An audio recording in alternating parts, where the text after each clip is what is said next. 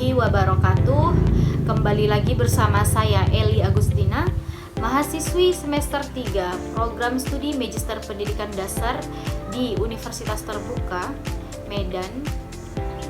Nah, video kali ini saya perbuat untuk memenuhi tugas mata kuliah studi komparatif pendidikan dasar di berbagai negara, khususnya tugas diskusi pada sesi yang ke-7. Dalam konteks pendidikan dasar di Indonesia, bias gender ini dalam pembelajaran sains tentunya merupakan isu yang sangat signifikan dan juga berdampak pada partisipasi serta motivasi siswa. Kasus yang telah disajikan mencerminkan fenomena di mana guru cenderung memberikan perhatian yang lebih kepada siswa laki-laki dalam pembelajaran sains, sementara siswa yang perempuan seringkali diabaikan oleh guru. Nah, hal ini dapat mempengaruhi kepercayaan diri dan juga minat siswa perempuan terhadap bidang sains. Untuk menganalisis isu ini, saya merujuk pada beberapa penelitian ilmiah yang terindeks Sinta dan juga Scopus yang relevan dengan permasalahan tersebut. Apa saja permasalahan yang dihadapi dalam bias gender? Yang pertama, dalam jurnal representasi gender dalam buku teks fisika dengan penulis Gumilar dan juga Amalia, jurnal yang diterbitkan pada tahun 2020 ini, dalam studi mereka yang berjudul The Representation of Gender Naturally in Indonesian Physics Textbooks, A Critical Discourse Analysis, menggunakan pendekatan analisis wacana kritis untuk mengevaluasi representasi gender dalam buku teks fisika Indonesia. Mereka menemukan bahwa meskipun terdapat upaya untuk menampilkan representasi gender yang seimbang, namun masih terdapat banyak kecenderungan yang didominasi oleh peran laki-laki dalam konteks aktivitas laboratorium dan juga aplikasi fisika dalam kehidupan sehari-hari. Nah, hal ini tentunya dapat memperkuat stereotip bahwa sains adalah domain bagi laki-laki yang pada gilirannya dapat mengurangi minat dan juga kepercayaan diri siswa perempuan dalam bidang sains. Kemudian, artikel ataupun jurnal yang kedua yaitu partisipasi gender dalam interaksi kelas.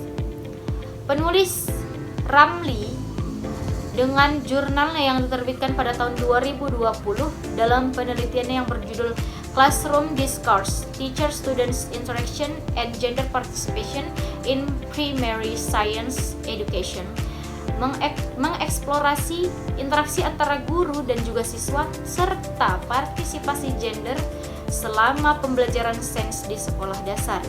Nah, studi ini menunjukkan bahwa meskipun frekuensi berbicara antara laki-laki maupun perempuan dan juga dengan guru hampir sama, durasi percakapan didominasi oleh guru. Dalam hal partisipasi gender selama diskusi kelas, tidak ditemukan dominasi gender secara umum. Namun, partisipasi gender dalam beberapa pertemuan lebih disebabkan oleh strategi guru dalam menjaga interaksi sosial di kelas daripada stereotip gender. Kemudian, artikel yang ketiga yaitu inklusivitas gender dalam materi pembelajaran dengan penulis Salsabila et al. Jurnal yang diterbitkan pada tahun 2023 ini dalam studi mereka yang berjudul Gender Inclusiveness in Student Learning Materials, Study of Elementary School Context in Indonesia, menekankan pentingnya inklusivitas gender dalam materi pembelajaran di sekolah dasar. Nah, mereka tentunya menyoroti bahwa materi yang tidak inklusif dapat menyebabkan siswa merasa tidak dihargai dan juga kurang termotivasi, terutama jika mereka tidak melihat representasi diri mereka dalam materi pembelajaran. Penelitian ini merekomendasikan revisi dalam menyusun materi pembelajaran untuk memastikan representasi gender yang seimbang. Kemudian, artikel yang keempat yaitu mengenai efektivitas program intervensi untuk mencegah bias gender. Penulis Umar et al. Dengan jurnalnya yang diterbitkan pada tahun 2023 dalam penelitiannya yang berjudul The Effectiveness of Teacher Gender Bias Microaggression Prevention Intervention Programs in Elementary School, mengevaluasi efektivitas program intervensi untuk mencegah mikroagresi bias gender oleh guru di sekolah dasar. Dalam hasil penelitian ini menunjukkan bahwa program intervensi tersebut efektif dalam meningkatkan pemahaman guru tentang dinamika bias gender dan juga mengurangi perilaku mikroagresi gender dalam proses pembelajaran. Jurnal tersebut diterbitkan oleh jurnal Winsuska. Baik, analisis dari berbagai studi di atas menunjukkan bahwa bias gender dalam pembelajaran sains di sekolah dasar dapat terjadi representasi yang tidak seimbang dalam materi pembelajaran, interaksi kelas yang tidak adil, dan juga kurangnya kesadaran guru terhadap dinamika bias gender.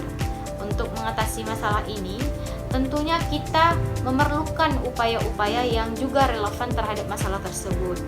Apa saja upaya yang dapat kita lakukan? Saya menawarkan solusi terhadap masalah-masalah yang telah disebutkan sebelumnya dalam jurnal yang telah disampaikan sebelumnya juga oleh saya. Yang pertama yaitu revisi materi pembelajaran, menyusun materi pembelajaran yang inklusif dan juga mempresentasikan peran gender secara seimbang. Tidak boleh kita sebagai guru membeda-bedakan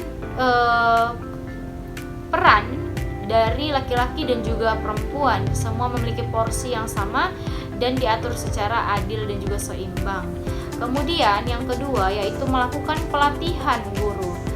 Apa itu pelatihannya? Memberikan pelatihan kepada guru tentang kesadaran gender dan strategi pengajaran yang adil. Kemudian yang ketiga yaitu program intervensi, seperti mengimplementasikan program intervensi yang efektif untuk mencegah bias gender dalam interaksi kelas. Kemudian yang terakhir yaitu evaluasi yang berkelanjutan. Tentunya solusi-solusi yang telah saya tawarkan tadi, ketika kita mengimplementasikannya harus ada proses evaluasi secara berlanjut, melakukan evaluasi rutin terhadap praktik pembelajaran dan juga materi pelajaran untuk memastikan keberlanjutan inklusivitas gender.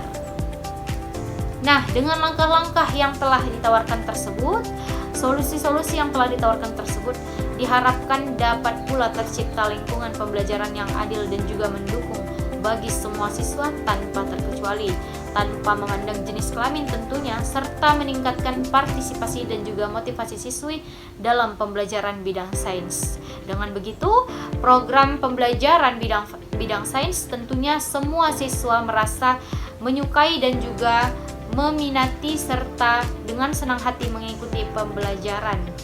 Nah, itu saja penjelasan dari saya mengenai bias gender yang terjadi dalam pembelajaran. Saya ucapkan terima kasih, mohon maaf atas segala kata-kata yang salah. Wassalamualaikum warahmatullahi wabarakatuh.